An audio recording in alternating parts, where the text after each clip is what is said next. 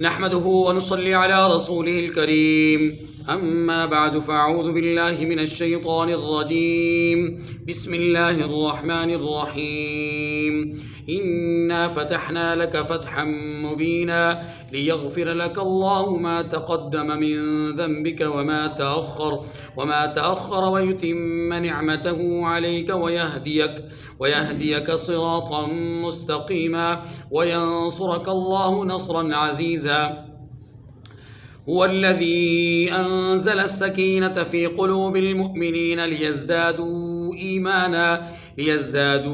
إيمانا مع إيمانهم ولله جنود السماوات والأرض وكان الله عليما حكيما ليدخل المؤمنين والمؤمنات جنات تجري من تحتها الأنهار خالدين فيها ويكفر عنهم سيئاتهم وكان ذلك عند الله فوزا عظيما ويعذب المنافقين والمنافقات والمشركين والمشركات الظانين بالله ظن السوء عليهم دائرة السوء وغضب الله عليهم ولعنهم وأعد لهم جهنم وساءت مصيرا صدق الله العظيم۔ سورۃ الفتح کی آیت نمبر 1 سے آیت نمبر 6 تک آپ کے سامنے تلاوت ہوئی۔ اس سورہ مبارکہ کی تمہید کے طور پر 2 نشستوں میں ہمارے سامنے کچھ بات صلح حدیبیہ اور اس سے متعلقہ پیش آنے والے واقعات اور صلح حدیبیہ کے عواقب اور نتائج ان پر قدر گفتگو ہو چکی ہے۔ اب یہ جو آیات کریمہ پڑھی گئی ہیں آج کی اس نشست میں ان آیات کریمہ سے متعلق مختصر سی بات کرتے ہیں۔ سورۃ الفتح مدنی سورت ہے، اس میں 29 آیات 4 رکوعات ہیں۔ حدیبیہ کے مقام سے واپس ہو کر کے راستے میں یہ سورہ مبارکہ نازل ہوئی۔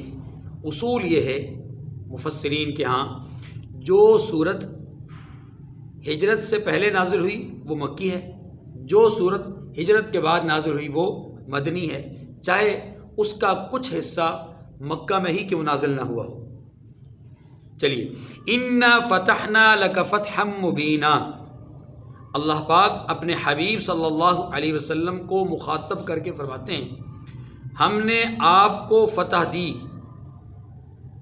کھلی فتح، یعنی ہم نے آپ کو واضح کھلی فتح عطا کی ہے۔ اس فتح سے مراد کیا ہے؟ بعض حضرات نے صحابہ کرام رضوان اللہ علیہم اجمعین کا یہ قول نقل کیا ہے کہ صحابہ کرام صلح حدیبیہ کو ہی فتح مبین سمجھا کرتے تھے، وہ کہا کرتے تھے کہ صلح حدیبیہ ہی فتح مبین ہے، ایک قول۔ دوسرا قول یہ ہے کہ فتح مبین سے مراد فتح مکہ ہے۔ تیسرا قول یہ ہے کہ فتح مبین سے مراد آنے والے تمام جو غزوات ہیں، تمام جنگیں ہیں، ان میں اسلام کو حاصل ہونے والی جو فتح ہے ان ساری فتوحات کے مجموعے کو فتح مبین قرار دیا گیا۔ چوتھا قول فتح مبین سے مراد فتح حجاب ہے۔ کیا مطلب؟ رسول اللہ صلی اللہ علیہ وسلم اللہ رب العزت کی تجلیات میں مستغرق رہنے کے خواہش مند تھے، اور اس حوالے سے کئی بار ایسا ہوتا تھا کہ آپ صلی اللہ علیہ وسلم تجلیات الہی سے باہر آ جاتے تھے، گویا اس جلالی کیفیت کے بجائے آپ جمالی کیفیت میں آتے تھے۔ حالانکہ آپ کی خواہش اور آپ کی تمنا یہی تھی کہ ہر وقت میں رب ذوالجلال کے دیدار میں، رب ذوالجلال کی تجلیات میں، رب ذوالجلال کی یاد میں ہی مستغرق رہوں۔ لیکن ظاہر ہے دنیاوی معاملات، دنیاوی جو معاہدات ہیں، ان کی پاسداری کرنا اور ان کا لحاظ رکھنا اور ان کا خیال رکھنا، اور پھر دعوت توحید اور لوگوں کو جہنم سے بچا کر کے جنت میں لے جانے کی فکر کرنا، یہ سارے وہ امور ہیں کہ جن امور کی وجہ سے وہ جو کیفیت ہے اس کیفیت سے آپ باہر نکل آیا کرتے تھے دنیاوی حالات کی وجہ سے۔ تو علماء نے لکھا ہے کہ انا فتحنا لک فتحا مبینا۔ اب حدیبیہ کے معاہدے کے بعد اللہ رب العزت نے اپنے حبیب صلی اللہ علیہ وسلم کے دل پر جو ایک حجاب تھا اس حجاب کو اٹھا لیا۔ اس حجاب کو آپ یوں کہہ لیجئے کہ ایک پردہ سا تھا جو کہ اللہ کے دیدار اور اللہ کی تجلیات میں مستغرق ہونے سے کبھی کبھی مانع ہوتا تھا۔ تو یہ جو دنیاوی امور کا پردہ تھا اللہ تعالیٰ نے اس میں چونکہ آسانیاں پیدا کر دی ہیں۔ اب خیبر بھی فتح ہو گیا، اب حنین بھی فتح ہو گیا، اب مکہ بھی فتح ہو گیا، طائف میں بھی فتح ہو گئی، تبوک میں بھی جا کر کے فتح ہو گئی، مختلف محاذوں پر مسلمانوں کو فتح ہوئی۔ اطراف عالم میں جو سلاطین عالم ہیں ان کے نام پر آپ کے خطوط بھی چلے گئے۔ آپ کی جماعت میں اذا جاء نصر اللہ والفتح جوق در جوق ورأیت الناس یدخلون فی دین اللہ افواجا، فوجوں کی فوجیں اسلام میں داخل ہوتی جا رہی تھی۔ یوں آپ کی جو دعوت کا ابتدائی مرحلہ تھا یا ابتدائی مراحل تھے، 17 سال کی جو جد و جہد تھی ابتدائی طور پر، اس 17 سالہ جد و جہد میں آپ نے جو مشقتیں برداشت کی، جو آپ کو تکالیف کا سامنا کرنا پڑا، ان تکالیف کے سامنا کرنے کے نتیجے میں اب اللہ نے راستے ہموار کر دیے، راستے کھول دیے، اور وہ جو دنیاوی معاملات کی وجہ سے آپ کے دل پر ایک پردہ سا چھا جاتا تھا اس کو اللہ نے اس غبار کو، اس پردے کو اٹھا دیا۔ اب اللہ کی تجلیات میں مستغرق ہونے کے لیے آپ کے راستے میں کوئی حجاب نہیں تھا۔ تو انا فتحنا لک فتحا مبینا کا ایک معنی، چوتھا قول یہ بیان کیا گیا ہے کہ اللہ کے رسول صلی اللہ علیہ وسلم کے دل پر جو تجلیات الہی میں مانع حجاب تھا اللہ نے اس حجاب کو بھی اٹھا لیا۔ انا فتحنا لک فتحا مبینا۔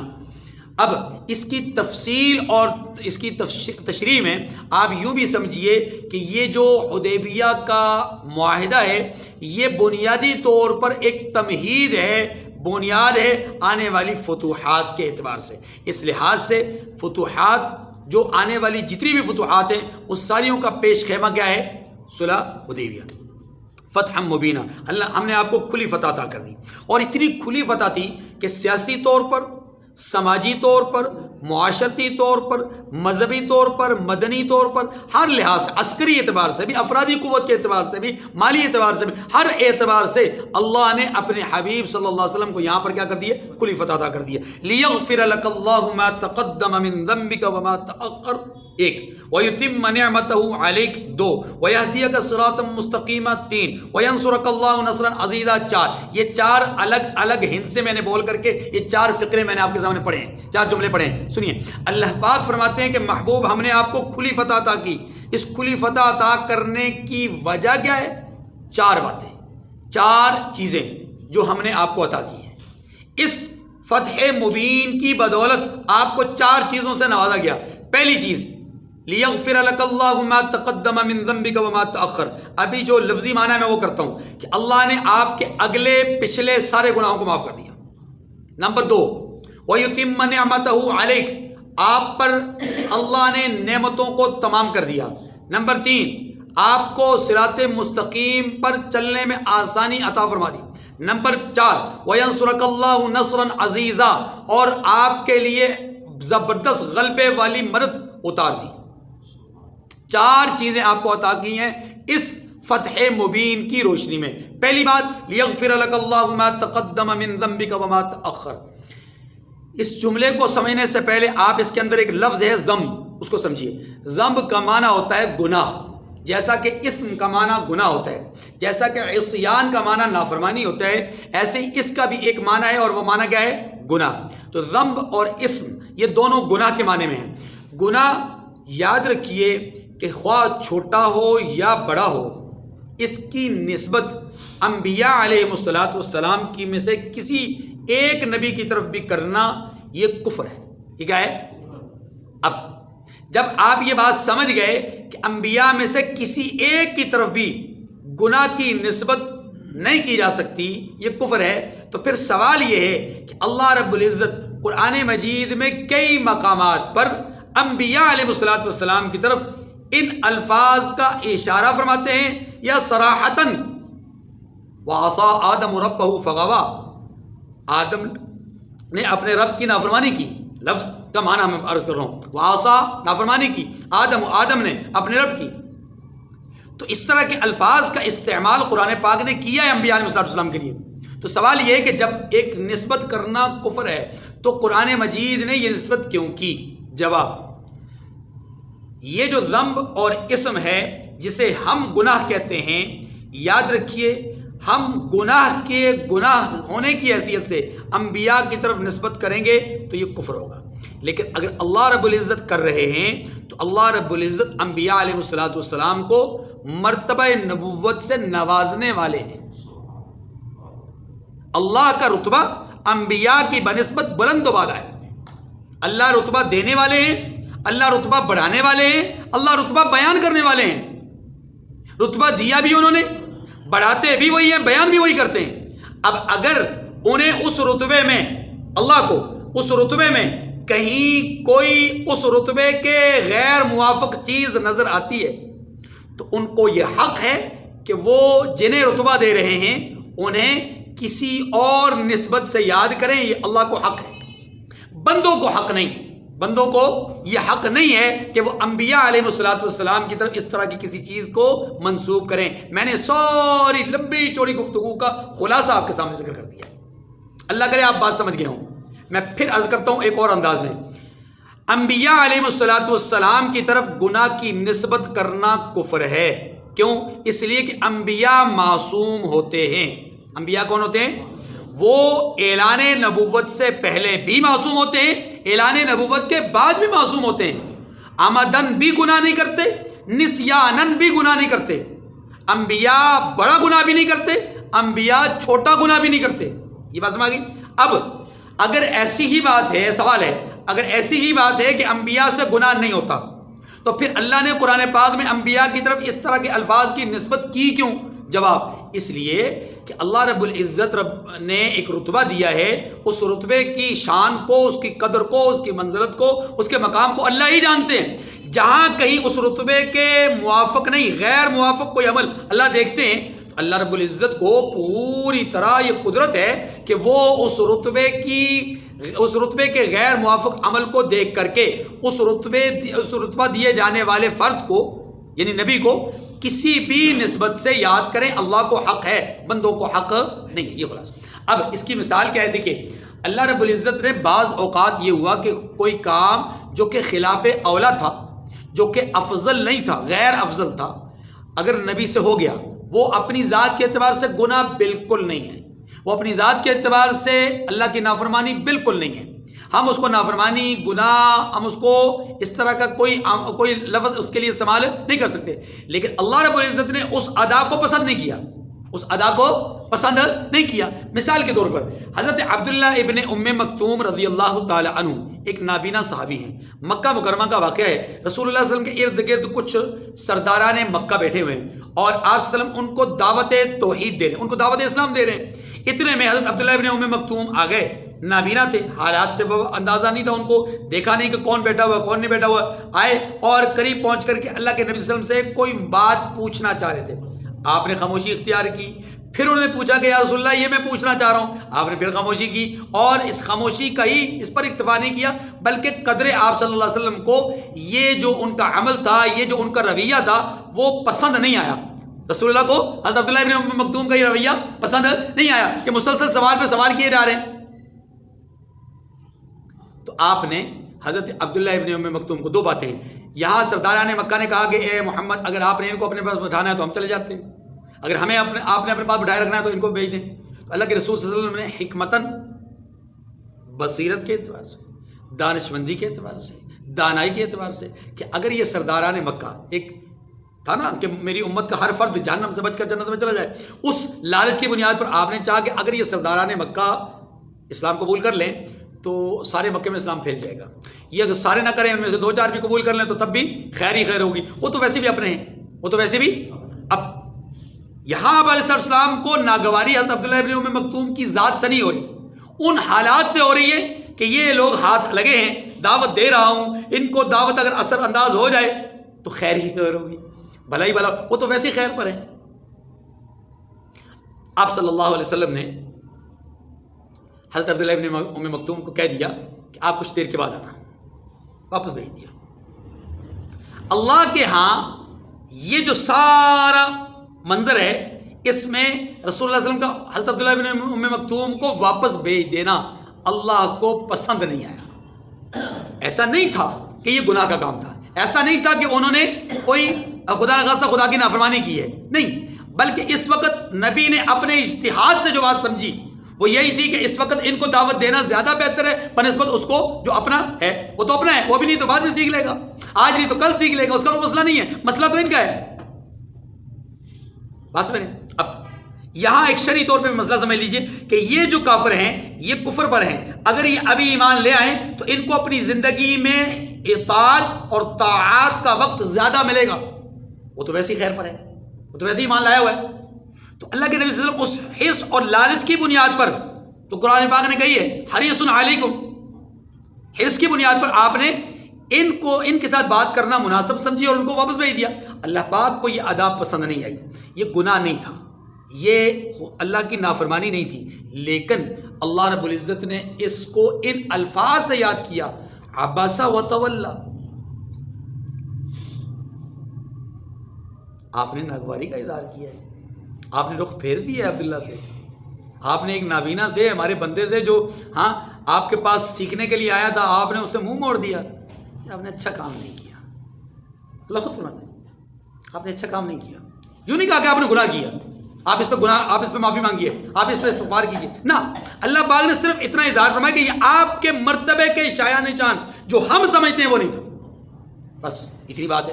اب یہ سمجھیے کہ یہ جو آیت کریمہ کا یہ حصہ ہے کہ لیغفر لک اللہ ما تقدم من ذنبک وما تأخر، اس کو اگر ان الفاظ کے ظاہری معنی کے اعتبار سے دیکھا جائے تو تب مفہوم یہ ہوگا کہ محبوب آپ کے اگلے پچھلے گناہوں کو معاف کر دیا، ہم نے آپ کو کھلی فتح دی تاکہ آپ کے اگلے پچھلے گناہوں کو اللہ معاف کر دے۔ اب اس اگلے پچھلے گناہوں سے مراد کیا ہے؟ اس سے مراد یہی ہے، تمام مفسرین کے نزدیک یہاں پر گناہ سے مراد گناہ نہیں ہے، بلکہ یہاں گناہ سے مراد یہ ہے وہ کام جو خلاف اولا آپ کی شان کے مطابق نہیں تھے، چاہے وہ نبوت کا اعلان کرنے سے پہلے، چاہے وہ نبوت کا اعلان کرنے کے بعد ہوں، لیکن آپ کی شان کے مطابق نہیں تھے، آپ سے ہو گئے، اللہ فرماتے ہیں کہ وہ ہم نے معاف کر دیے، ہم نے ایک۔ نمبر 2، اس کا دوسرا جو قول ہے وہ یہ ہے کہ لیغفر لک اللہ ما تقدم من ذنبک وما تأخر کا معنی گناہ سرے سے ہے ہی نہیں، یعنی یہاں الفاظ گناہ کے استعمال کیے گئے، یہاں الفاظ مغفرت کے استعمال کیے گئے، تو مغفرت سے مراد یہاں پر گناہوں کی معافی نہیں ہے، بلکہ مغفرت سے مراد اشارہ ہے کہ آپ کے پہلے اعمال کے بدلے میں بھی اور آپ کے آنے والے اعمال کے بدلے میں بھی اللہ آپ کے درجات کو بلند فرمائے گا۔ 2 قول۔ تیسرا قول، بعض مفسرین نے یہ لیا ہے کہ لیغفر لک اللہ ما تقدم من ذنبک وما تأخر کا معنی یہ ہے کہ اللہ آپ کی وجہ سے آپ کے اپنوں کے آپ کے پچھلے جو اپنے ہیں ان کے گناہوں کو معاف فرمائے اور آپ کے جو اگلے اپنے ہیں ان کے گناہوں کو معاف فرمائے۔ لیکن اس قول کے اندر 3 عیب ہیں۔ اس قول کے اندر کتنے عیب ہیں؟ 3۔ پہلا عیب یہ ہے کہ اگر اس قول کو لیا جائے تو اس کا معنی یہ ہے کہ جو بیان کیا گیا کہ ما تقدم من ذنبک وما تأخر، جو آپ کے اپنے جو پچھلے گزر گئے ان کے بھی اللہ گناہوں معاف، اس سے مراد انہوں نے لیا آپ کے جو آبا اور امہات ہیں، یعنی آپ کے اجداد میں اور آپ کی امہات میں جتنے لوگ ہیں، والد کے والد اور اوپر اور اس طرح سے والدہ کی والدہ اور یہ سارے اوپر، کہا یہ گیا ہے کہ ان سب کے گناہوں کو اللہ نے معاف کر دیا۔ اگر یہ قول لے لیا جائے تو پھر اس میں اللہ کے حبیب صلی اللہ علیہ وسلم کی ذات عالی سے جس چیز کو ہٹانا چاہ رہے تھے وہ چیز تو پھر سیدنا اسماعیل، سیدنا ابراہیم، سیدنا حضرت نوح، حضرت شیس، حضرت ادریس، حضرت آدم تک جا پہنچتی ہے۔ وہ سارے انبیاء پھر اس لائن میں آ جاتے ہیں کہ ان سب کے گناہ ہوئے۔ پھر دیکھیے الفاظ کے ظاہر کو دیکھیے، الفاظ کا ظاہر بتلاتا ہے کہ اللہ رب العزت یہاں پر اپنے حبیب کو مخاطب بنا رہے ہیں۔ تو پہلی وجہ جو کمزوری ہے وہ یہ ہے کہ اس میں پھر کئی انبیاء علیہ الصلوۃ والسلام کے گناہوں کی طرف اشارہ ہوگا کہ ان کے گناہوں کو بھی اللہ نے معاف کر دیا، حالانکہ انبیاء تو سارے معصوم ہیں۔ جو چیز رسول اللہ کے لیے نہیں ہے وہ آدم علیہ السلام کے لیے بھی نہیں ہے، وہ ابراہیم علیہ السلام کے لیے بھی نہیں ہے، وہ نوح علیہ السلام کے لیے بھی نہیں ہے، شیش، ادریس، حضرت ابراہیم، حضرت اسماعیل، کسی بھی نبی کے لیے نہیں ہے جو آپ کے آبا میں آتے ہیں۔ ویسے تو 1.25 لاکھ انبیاء ہے نا، لیکن اس آیت کریمہ سے مراد 1.25 لاکھ انبیاء مراد نہیں ہے، اگر اس سے مراد یہ، اور اگر اس کا دوسرا پہلو دیکھا جائے تو تب بھی نقص ہے، اور وہ کیا ہے کہ جی اس میں کہا گیا ہے کہ وما تأخر، جو آپ کے اپنے آنے والے ہیں، اس سے مراد آپ کے جو اہل بیت ہیں اور ان کی نسل میں جتنے سارے لوگ ہیں، اور اسی طریقے سے آپ کی امت مراد لی گئی ہے۔ اس قول میں بھی بہت زیادہ کمزوری ہے۔ کیوں؟ اس لیے کہ بہت سارے ایسے لوگ ہیں جو خانوادہ نبوت سے تعلق رکھتے ہیں، نسبت ان کی طرف ہے، آپ ان کو دیکھتے ہیں کہ ان کے حالات کیا ہیں۔ وہ شراب پیتے ہیں، کیا یہ آیت کریمہ ان کی شراب کو معاف کر دے گی؟ وہ زنا کرتے ہیں، کیا آیت کریمہ ان کو معاف کر دے گی؟ پھر امت کو لے لیا جائے تو امت میں تو اچھے برے سارے آ جاتے ہیں، اور اگر امت سے مراد امت مرحومہ ہی لے لیں، چلے مغضوبہ نہ لیں، امت کی دو قسم ہے نا، ایک کافر ایک مومن، مومنوں کو امت مرحومہ کہا جاتا ہے اور کافروں کو امت مغضوبہ کہا جاتا ہے، چلے امت مرحومہ ہی لے لیں۔ امت مرحومہ میں بھی ایسے لوگ بھی موجود ہیں کہ جو اپنی ہی بہو کو، جو سگی بانجی بھی ہے، ذبح کر کے، مسلح کر کے اس کے سر کو جلا رہی ہے، کیا اس عورت کے لیے بھی اس میں مغفرت اور بخشش کا اعلان ہے؟ سوچئے نا۔ تو اس لیے ایسا معنی کرنا کہ جس میں تعویل در تعویل در تعویل در تعویل کرنی پڑے، کیا ضرورت ہی کیا پڑی ہے؟ جب کہہ جو دیا کہ لیغفر لک اللہ ما تقدم من ذنبک سے مراد گناہ ہے ہی نہیں، یا تو خلاف اولا امر ہے، ایک بات، ایک قول، اور اگر دوسرے قول لے لیا جائے تو وہ خلاف اولا امر کی طرف بھی نہیں ہے۔ اس کا معنی تو یہی ہے کہ اللہ نے آپ کے درجات کی بلندی کا اعلان کر دیا ہے کہ اللہ آپ کے درجات کو، جو پہلے کے اعمال ہیں ان کی وجہ سے بھی اور جو بعد کے اعمال ہوں گے ان پر بھی، اللہ آپ کے درجات کو بلند کرے گا اس فتح مبین کی روشنی میں۔ دوسرا نقص اس قول کو لینے میں جو کہا گیا نا کہ آپ کے پچھلوں کے اور آپ کے اگلوں کے گناہ آپ کی وجہ سے معاف، اس میں دوسرا نقص کیا ہے؟ دوسرا نقص یہ ہے کہ قرآن پاک کا اسلوب ہی نہیں ہے کہ قرآن پاک بات کسی اور کی کرے، مغفرت اور بخشش کی، اور مخاطب بنائے کسی اور کو۔ یہ قرآن کا اسلوب نہیں ہے۔ اللہ مخاطب بنا رہے اپنے حبیب کو، لیغفر لک اللہ، اللہ آپ کی مغفرت کرے، اللہ آپ کے بلندی درجات کرے۔ مخاطب تو آپ ہیں، اور جب مخاطب آپ ہیں تو آپ کی اولاد، آپ کے آبا اس سے کیسے مراد ہو سکتے ہیں؟ سمجھ آ گئی کہ نہیں؟ اس لیے یہ نقص اور عیب ہے۔ اس نقص اور عیب کو مد نظر رکھتے ہوئے آپ یوں کہہ سکتے ہیں کہ جناب یہ جو قول ہے، اس قول میں اتنی جان نہیں ہے جتنی کہ پہلے اقوال میں ہے۔ پہلی اقوال میں بظاہر آپ کو عیب نظر آتا ہے، لیکن گہرائی میں جائیں گے تو کوئی عیب نہیں ہے۔ اس قول میں بظاہر عیب ہے۔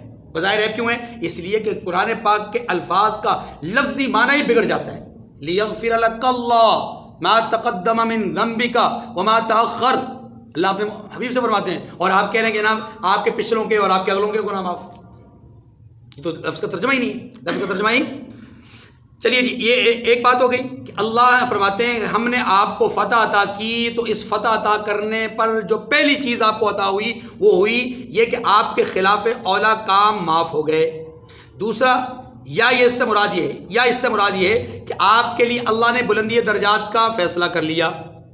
اچھا، میں ایک حدیث بھی آپ کو کوٹ کر دوں، حدیث آپ کے سامنے ہے۔ قیامت کے دن شفاعت کبریٰ کے حوالے سے ایک طویل حدیث ہے۔ رسول اللہ صلی اللہ علیہ وسلم فرماتے ہیں کہ قیامت کے دن تمام لوگ حضرت آدم سے لے کر عیسیٰ علیہ السلام تک سفارش کے لیے حاضر ہوں گے کہ آپ سفارش کر دیجیے۔ اس حدیث میں آتا ہے کہ کئی انبیاء ایسے ہیں کہ جو اپنا عذر بیان کریں گے۔ کئی انبیاء ایسے ہیں کہ جو اپنا، مثلا آدم علیہ السلام کہیں گے کہ جی مجھے تو اللہ نے ایک درخت یا ایک پھل کھانے سے منع کیا تھا، میں نے تو وہ کھا لیا، میں کیسے سفارش کر سکتا ہوں؟ ایسے ہی دیگر انبیاء علیہ السلام اپنی اپنی جگہ پر کچھ عذر پیش کریں گے۔ جب رسول اللہ کے سامنے بات آئے گی نا تو آپ صلی اللہ علیہ وسلم فرمائیں گے ہاں انا لہا، ہاں میں ہوں اس کا اہل، میں ہوں اس کا اہل، کیونکہ مجھ پر کوئی بوجھ نہیں ہے، مجھ پر کوئی بوجھ ہے۔ تو علماء نے لکھا لیغفر لک اللہ ما تقدم من ذنبک وما تأخر کی برکت ہے کہ اللہ اپنے حبیب کے کندھوں سے ووضعنا عنک وزرک، ہر قسم کا بوجھ اللہ نے اٹھا لیا، آپ کے کندھوں کو بالکل صاف ستھرا کر کے بغیر بوجھ کے اللہ نے اپنے پاس بلایا ہے. اب قیامت کے دن جب سفارش کی بات آئے گی تو کہیں گے ہاں مجھ پر کوئی بوجھ نہیں ہے. تو لیغفر لک اللہ ما تقدم من ذنبک وما تاخر سے یہ پتہ چلتا ہے کہ یہ ڈائریکٹ آپ کے لیے ہے. اچھا ایک اور روایت آپ نے وہ بھی سنی ہوئی ہے. سیدہ عائشہ رضی اللہ تعالی عنہا کہتی ہیں کہ ایک روز میں نے رحمت دو عالم صلی اللہ علیہ وسلم کو طویل سجدے میں آہوزاری کرتے ہوئے دیکھا. تو آپ کے پاؤں پہ بھی ورم تھا اور آپ کے آنسوؤں کی وجہ سے زمین بھی تر تھی. مفہوم عرض کر رہا ہوں. تو میں نے نماز کے بعد عرض کر دی کہ یا رسول اللہ کیا اللہ نے یہ بات کہی نہیں ہے کہ لیغفر لک اللہ ما تقدم من ذنبک وما تاخر؟ کہ اللہ نے آپ کے لیے یہ بات نہیں کہی؟ تو حبیب خدا صلی اللہ علیہ وسلم نے یوں نہیں فرمایا اس وقت کہ عائشہ یہ میری امت کے لیے ہے، یہ میرے آبا کے لیے ہے، میری امت کے لیے، میرے لیے تھوڑی ہے. اللہ کے حبیب صلی اللہ علیہ وسلم نے ان کے اس جملے کے بعد جو جواب ارشاد فرمایا افلا اکون عبدا شکورا، کیا میں اللہ کا شکر گزار بندہ نہ بنوں؟ اس کا مطلب یہ کہ یہ نعمت اللہ نے اپنے حبیب کو عطا فرمائی ہے اور حبیب کو ملنے والی نعمت حبیب اس پر شکر ادا کر رہے ہیں. تو گویا شکر ادا کرنا بھی بذات خود ایک عبادت ہے. ٹھیک ہے جی، سمجھ آگے بات آگے. وَيُتِمَّ نِعْمَتَهُ عَلَيْكَ، یہ دوسری چیز ہے جو حدیبیہ کے معاہدے کے نتیجے میں اللہ اپنے حبیب کو عطا کیے جانے کی بات کرتے ہیں کہ محبوب ہم نے آپ کو دوسری چیز کیا عطا کی؟ وَيُتِمَّ نِعْمَتَهُ عَلَيْكَ، کہ اللہ اپنی نعمت کو پوری کر دے، تاکہ اللہ اپنی نعمت کو تم پر پوری کر دے. اب اللہ اپنی کس نعمت کو پورا کرنے کی بات کر رہے ہیں؟ غور کیجیے گا. اگر پہلے جملے سے مراد آپ کے آبا و اجداد کو اور آپ کی اولاد کو اور آپ کے امت کو لیا جائے تو پھر یہاں پر بھی مراد پھر صرف امت ہوگی، آبا و اجداد ہوں گے. آبا و اجداد پر تو نعمت ہوئی نہیں، وہ تو گزر چکے. ان میں سے کئی ایسے تھے کہ جن پر یہ نعمت تھی نہیں جو بھی میں ذکر کرنے لگا ہوں. اس نعمت سے مراد کیا ہے؟ اس نعمت سے مراد نعمت نبوت ہے پہلے درجے میں. امت کو تو یہ نعمت نہیں ملی، اولاد کو تو یہ نعمت نہیں ملی، ابا میں سے سب کو تو نہیں ملی، امہات میں سے تو کسی کو نہیں ملی. تو وَيُتِمَّ نِعْمَتَهُ عَلَيْكَ یہ جملہ بھی بتلاتا ہے کہ پہلے جملے کا تعلق بھی ذات نبوت کے ساتھ ہے، اس جملے کا تعلق بھی ذات نبوت کے ساتھ ہے. وَيُتِمَّ نِعْمَتَهُ، محبوب اللہ اپنی نعمت کو آپ پر پورا کر دے، اس لیے آپ کو فتح مبین نصیب فرمائی ہے، کھلی فتح عطا کی ہے. وہ نعمت کیا ہے؟ نعمت نبوت. نعمت نبوت کہ اللہ نے آپ کو نبوت کی نعمت مکمل کر کے یہ بتا رہے ہیں کہ اب اسلام کو، اب دین کو کھلی فتح مل چکی ہے. اب اس دین کی کھلی فتح کے بعد کسی اور دین کے غلبے کا امکان ہی ختم ہو گیا ہے، اور یہ امکان ختم ہونا اس بات کی دلیل ہے کہ نبوت اب مکمل ہو گئی ہے، اب کسی اور نبی کی ضرورت نہیں ہے. وَيُتِمَّ نِعْمَتَهُ عَلَيْكَ، آپ پر نعمت نبوت کو الْيَوْمَ أَكْمَلْتُ لَكُمْ دِينَكُمْ وَأَتْمَمْتُ عَلَيْكُمْ نِعْمَتِي، وہاں پر بھی یہی مراد ہے. بار بار اشارہ کر رہے ہیں، یہ گویا کہ ختم نبوت کی طرف اشارہ ہے. اب تیسری نعمت یا تیسری بات جو اللہ نے آپ کو صلی اللہ علیہ وسلم کو عطا فرمائی، وَيَهْدِيَكَ صِرَاطًا مُسْتَقِيمًا، اس کا معنی بھی ظاہراً تو یہی ہے کہ آپ کو صراط مستقیم کی طرف رہنمائی کی، لیکن اس کا مطلب یہ نہیں ہے. اهْدِنَا الصِّرَاطَ الْمُسْتَقِيمَ، یہ جو جملہ ہم پڑھتے ہیں اس جملے کے اندر کیا مانگتے ہیں؟ اے اللہ سیدھے راستے پہ چلا. اب نماز سے سیدھا راستہ اور کون سا ہو سکتا ہے؟ نماز تو سیدھا راستہ ہے نا، اسی کے اندر پھر دعا کرتے ہیں اللہ سیدھے راستے پہ چلا. تو یہ تو عجیب بات ہے. اس کا مطلب وہاں پر بھی یہی ہے کہ اے اللہ جس راستے پہ چلایا نا اس پہ استقامت نصیب فرما. وہاں استقامت مراد ہے، یہاں پر کیا مراد ہے؟ وَيَهْدِيَكَ صِرَاطًا مُسْتَقِيمًا. اب یہاں پر معنی یہ ہے وَالَّذِينَ جَاهَدُوا فِينَا لَنَهْدِيَنَّهُمْ سُبُلَنَا. سورہ عنکبوت کی آخری آیت کو ساتھ ملا لیجیے. اللہ پاک یہاں پر یہ ارشاد فرما رہے ہیں محبوب اس معاہدہ حدیبیہ سے پہلے آپ کے راستے میں رکاوٹیں بہت تھیں، پریشانیاں بہت تھیں، مشکلات بہت تھیں، تنگیاں بہت تھیں، معاشی طور پر، عسکری طور پر، مالی طور، ہر اعتبار سے آپ کے لیے تنگیاں تھیں. لیکن اب راستے کھول دیے ہیں، وَيَهْدِيَكَ صِرَاطًا مُسْتَقِيمًا، سارے کنٹینر ہٹا دیے ہیں، ہر تنگی کا جو ہے وہ سامان ختم کر دیا ہے. اب آسانیاں ہی آسانیاں ہیں. اب وہ جو وَالَّذِي أَرْسَلَ رَسُولَهُ بِالْهُدَى وَدِينِ الْحَقِّ لِيُظْهِرَهُ عَلَى الدِّينِ كُلِّهِ، اب اظہار دین کا وقت آ چکا، اب غلبہ دین کا وقت آ چکا. اب آپ کے لیے صراط مستقیم پہ چلنے کی جو مشکلات ہیں وہ چھٹ چکی، وَيَهْدِيَكَ صِرَاطًا مُسْتَقِيمًا کا معنی یہ کہ جو مشکلات پہلے تھیں اب وہ مشکلات صراط مستقیم پر چلنے کے لیے کیا کر دیا ہم نے؟ آسان بنا دی، ان مشکلات کو، ان تنگیوں کو آسانیوں میں تبدیل کر دیا ہے۔ یہ تیسری بڑی نعمت ہے۔ اور چوتھی بات کیا فرمائی؟ وَيَنْصُرَكَ اللَّهُ نَصْرًا عَزِيزًا، آپ کو مضبوط قسم کی مدد سے نوازا گیا ہے۔ مضبوط مدد سے مراد کیا ہے؟ یعنی اب ایسی مدد آپ کو مل چکی ہے کہ اب آپ کو کسی سے میثاق کرنے کی ضرورت نہیں، اب کسی سے معاہدہ کرنے کی ضرورت نہیں، اب کسی سے مذاکرات کرنے کی ضرورت نہیں ہے، اب کسی سے ٹیبل ٹاک کی ضرورت نہیں ہے، اب آپ دو ٹوک ہم ٹھوک کے بات کر سکتے ہیں، اب آپ کفر کی آنکھ میں آنکھ ڈال کے بات کر سکتے ہیں، آپ اپنی تلوار کے ذریعے سے، نیزے کے ذریعے سے، اور آپ اپنے تیر اور ترکش کے ذریعے سے آپ دشمن پر وار کر سکتے ہیں۔ اب آپ کے لیے راستے میں کوئی رکاوٹ نہیں۔ اور حضور علیہ السلام نے کیا کہ اب حدیبیہ کا یہ جو معاہدہ ہوا، اس کے بعد آپ وسلم مدینہ منورہ تشریف لے گئے۔ ذیقات، ذی الحج، محرم، یہ 2-3 مہینے، ذیقات کا تو یہ واقعہ ہے، محرم اور اس سے پہلے ذی الحج، یہ 2 مہینے جو آپ نے آرام سے گزارے، اس کے فوراً بعد آپ خیبر کی طرف چلے گئے، خیبر فتح ہوا۔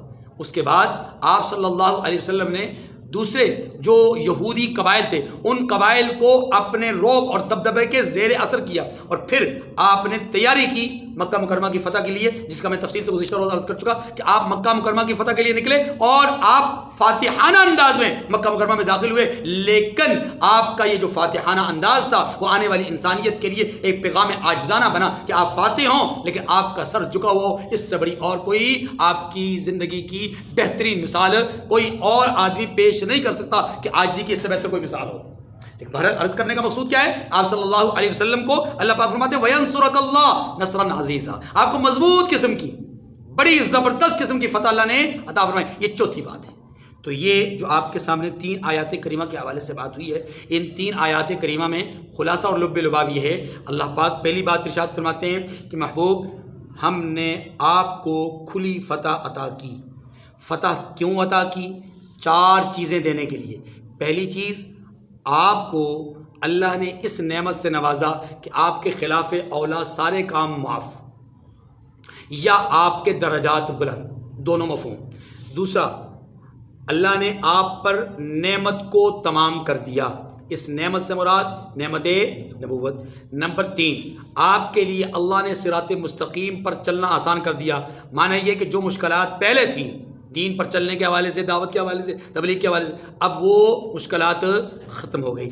چوتھی بات کہ وَيَنْصُرَكَ اللَّهُ نَصْرًا عَزِيزًا، کہ محبوب آپ کو اللہ نے فتح مبین اس لیے دی تاکہ آپ کو آپ کو مضبوط قسم کی مدد اور نصرت سے نواز دے، اور ایسی مضبوط مدد اور نصرت سے نوازا کہ آنے والی تمام غزوات میں، جنگوں میں اللہ نے اپنے حبیب کو فتح ہی فتح عطا فرمائی ہے۔ جس طرف جاتے طائف فتح ہوا، حنین فتح ہوا، تبوک میں جو ہے وہ آپ کامیاب ہوئے، اسی طریقے سے مکہ فتح ہوا، خیبر فتح ہوا، فتح جو ہے وہ وہاں سے مال غنیمت آیا، وغیرہ وغیرہ۔ اللہ تعالیٰ مجھے اور آپ کو سمجھنے کی توفیق نصیب فرمائے۔ باقی آیات سے متعلق کل انشاءاللہ گفتگو کریں گے۔ وآخر الدعوانا ان الحمد للہ رب العالمین۔